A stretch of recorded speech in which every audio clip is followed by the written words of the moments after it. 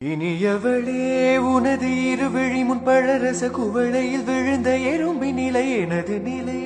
விலக விருப்பம் இல்லையே பூவே அதிசயனே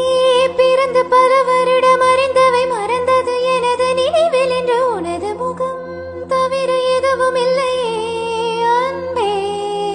வேறாரும் வாழாத பெருவாழ்விது